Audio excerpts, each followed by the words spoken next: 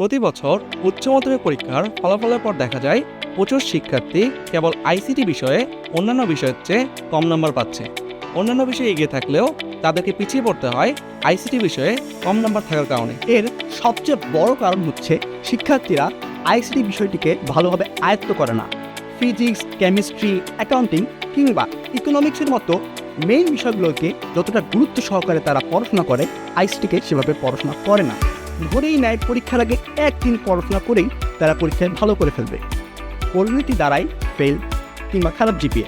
তাই এই ধারণা থেকে এখনই বেরিয়ে আসতে হবে এবং আইসিটি বিষয়ে নিজেকে দক্ষ করে তুলতে হবে।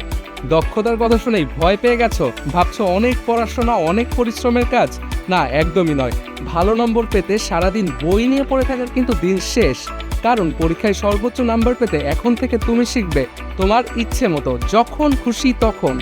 কারণ তোমার সাথে রয়েছে দেশসেরা ই-লার্নিং প্ল্যাটফর্ম ব্রাইট স্কিলস।